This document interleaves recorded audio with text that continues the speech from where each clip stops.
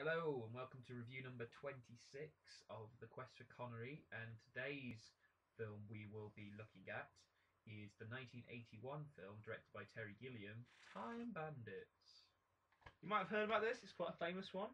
Yeah, though we'd never seen it before. Nope. It's the kind of thing I'm surprised I haven't seen before. It's the kind of thing I expect my parents to show me as a kid. Yeah. But no, it's a jolly romp. It's entertaining. We gave it 7 out of 10. 7 out of 10. To give you a brief overview, I guess. Little kids chilling out in his bedroom, good imagination. Like history. Yeah. And these dwarves. Someone keeps texting me. Don't unprofessional. Sorry, go on. Lost my thread now again. Yeah. I lost it. He gets visited by dwarves. Dwarves. Yeah. Like 9 dwarves, 7 dwarves. 7 Seven dwarves. There are a lot of them. Just turn it off, dude. Sorry. I turn mine off in these sort of things because it's just like focus for these guys, right. for the fans. Okay, this is a good film as well. Yeah. Anyway, so he gets these dwarves, and then the dwarves have stolen this thing from them. The sort of godlike figure. What do they call him in this film? God, don't they? No, it's got a special name for him. Powerful being. Or something, yeah, something like that. Actually, bit of trivia: George Harrison put some money into this film. He put a lot into like Monty Python and that sort of thing, stuff, Pink Floyd, and all that sort of stuff. Anyway, about the film. So they go off and they meet all these different. They've got like a thing they can travel through time, different historical characters, that sort of thing. They've got this map which basically they can find the loopholes in time they can duck into because they appear for a second then close, that sort of thing.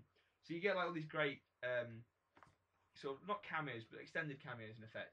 Ian Holm as Napoleon, John Cleese as Robin Hood, quite a famous one I think, and then of course Sean Connery as King Agamemnon, the famous story which you probably even know this one if you're watching this.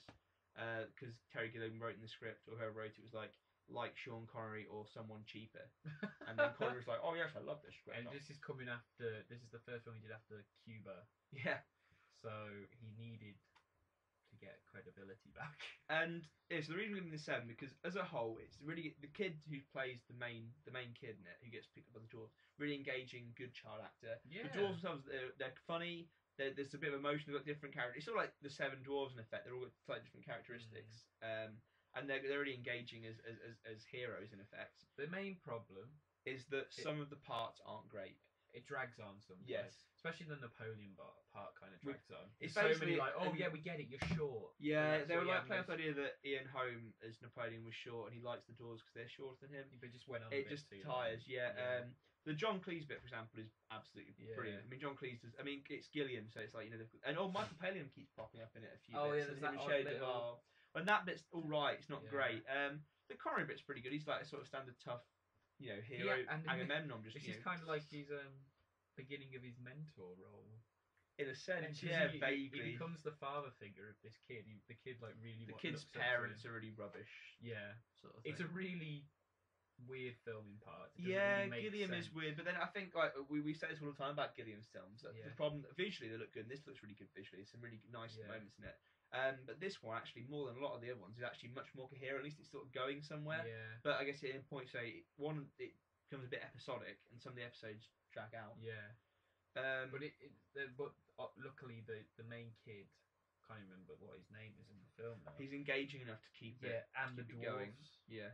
So oh, correct, Kevin. Right. But yeah, I'd really recommend watching it just for just because and actually the best part is what's that guy's name? The guy who plays the devil, the evil genius, David Warner. He's in loads of odd stuff. I think he's in the original Omen, and he's in Tron, the first one, and he's also in Straw Dogs. He always plays the bad guy, and in this is really, really funny. There's loads of little like quirky observations, and it's just really entertaining.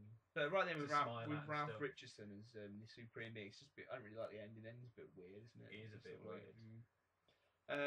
But overall, it looks good. It's the kid. It shows to your kids if you have kids. Yeah, I reckon as a kid I would have loved this. This probably would have been my. Because you wouldn't really care about it not being like that coherent. Just be like, wow, look at these awesome things happening to all these, especially if you like history. Yeah, because it's really funny to see Robin Hood in that way. Yeah. So John Cleese is the best thing in it. Sean Connery's all right, and Ian Holm's rubbish. To sum up, 7 out of 10.